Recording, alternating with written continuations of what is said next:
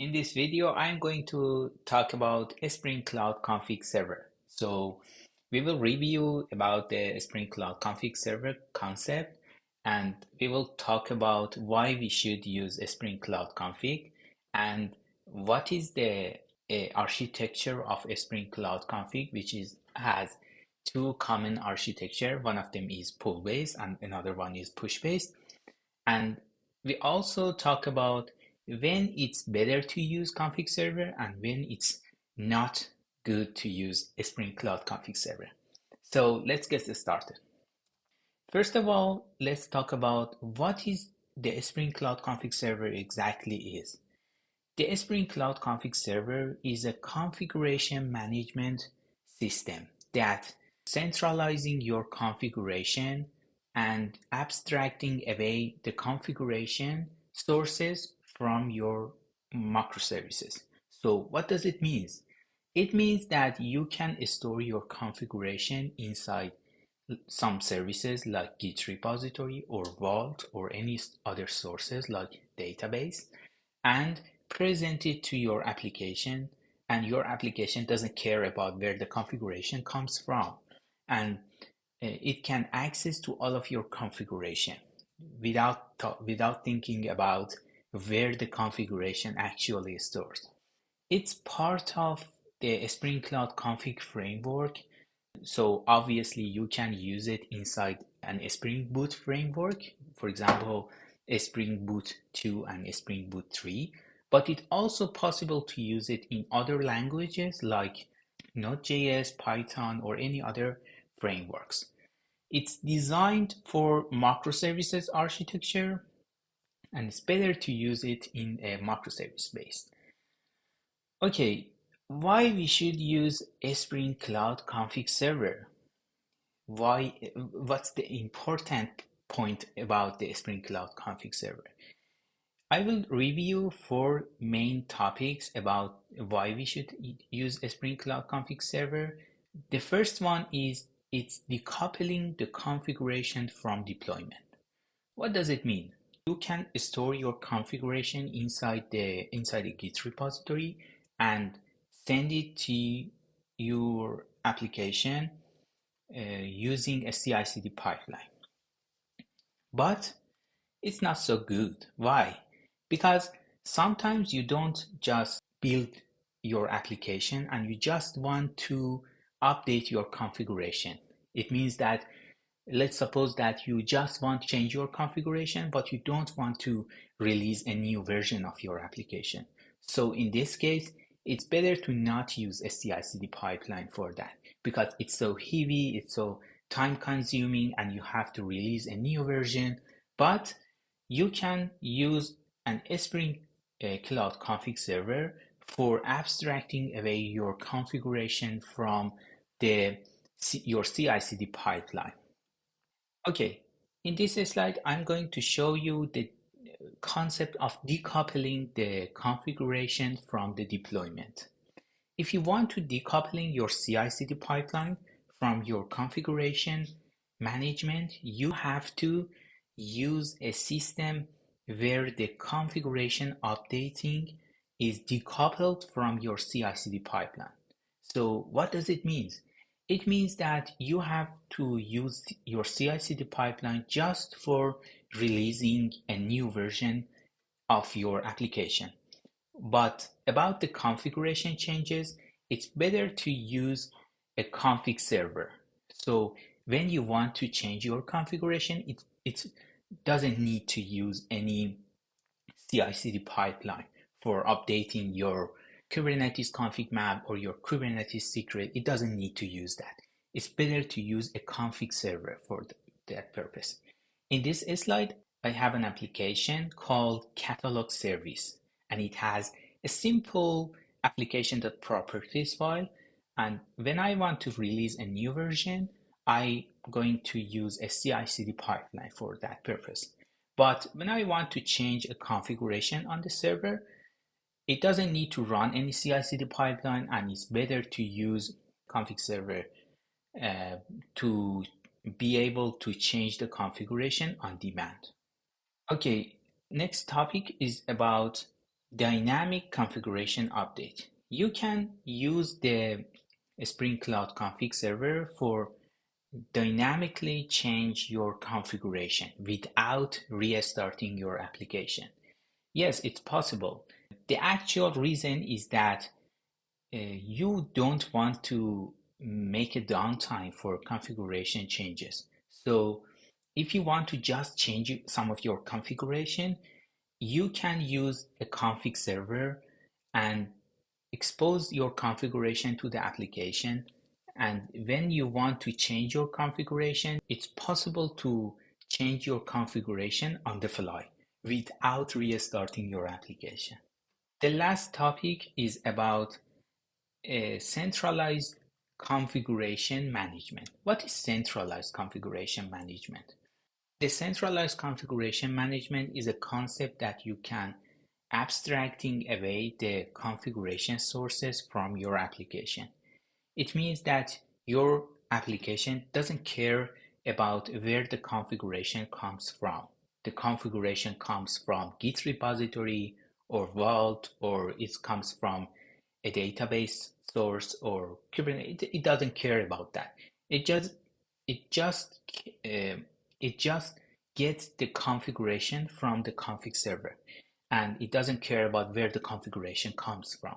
So central one of the key concept of the Spring Cloud Config is that it's abstracting away your configuration from your it's abstracting away the configuration sources, and it's possible for application to not configuring the actual sources of the configuration. Okay, let's talk about Spring Cloud config architecture. There is two main architecture for Spring Cloud Config. One of them is push-based and another one is pull-based. Okay, let's first talk about push-based model. In the push-based model, you can store your configuration inside the Git repository, and when you want to change your configuration, you have to notify the config server about the configuration changes. So when any configuration changes happens, you can send a message to config server. You have to actually call the actuator / boss refresh, and the config server will send a message the queue inside the queue. Your queue can be a Kafka or RabbitMQ queue, and your application notifying about a new change happened. So they will get the new configuration from the config server. So this is the push-based model. In the push-based model, even you have to notify your application about new changes. So let's review it again. A new configuration changes happened inside my Git repository. So when I change in any configuration file inside the Git repository, I can notify the config server using a webhook, for example, to notify my application about new configuration changes. And the config server will send a message inside, for example, Kafka, and the Kafka will send the message to the application microservices. This is some kind of different replicas of my application, and the applications will notify about new changes, and they will pull the new changes from the config server. Okay, next one is pool-based model. What is pool-based model? In the pool-based model, you don't need to use any queue. For example, you don't need to use Kafka or RabbitMQ. You just need to set a cron on your application to pull the latest configuration. For example, let's suppose that a configuration change happened inside the Git repository, and the config server will pull the configuration changes automatically. But your application should pull the configuration every, for example, 1 minute, or every 2 minutes, or every day, or every week. You can schedule your application to pull the latest configuration changes from the config server periodically. For example, I can schedule my application to pull the latest configuration every day. So what's the difference between push-based and pull-based?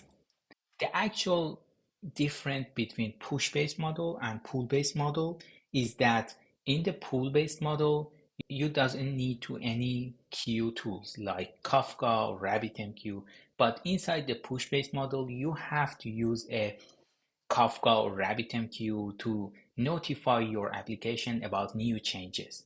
The pros of the push-based model is that you can notify your application instantly. But in the pull-based model, your application should wait until the next schedule. One question may happen here. What happens if the config server goes down? Okay, if the configuration server goes down, your application, your existing pod will use the latest configuration, but they will obviously will not update it. What about new pods? New pods will be failed because they cannot get the new configuration. Yes, they cannot get new configuration from config server, and they may crash and could not be able to come up. It's better to replicate your configuration server to increase your sustainability. When you should use a Spring Cloud Config Server and when we shouldn't use a Spring Cloud Config Server. If your application is a microservice application, the first one, it's better to use config server. But if your application is a monolithic application, it's better not to use it. If your application needs dynamic configuration changes, which is one of the main reasons behind the Spring Cloud Config Server, it's better to use config server because you need to change your configuration on the fly and you need to use hot reloading. But if your application doesn't need this feature, it can be better not to use it. Spring Cloud Config Server also support environment-specific configuration. For example, you can define some different profiles for your application. For example, dev profiling, staging profiling, or prod profiling, and you can specify different profiles for your application. And but it has a lot of features about environment-specific configs. It also supports version control. So if you need some kind of version controlling over your configuration and auditability, it's better to use config server. It's also increasing your security about saving some sensitive configuration. But if your application is a monolithic application, it's better not to use it because it doesn't worth it because you're adding so many complexity to your system and can be not much useful for your application. Also, if you are on a rapid prototyping, it's better not to use it because it can add a lot of complexity to your system.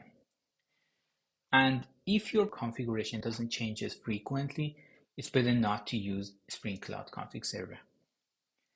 Thanks for listening to my presentation about the Spring Cloud Config Server.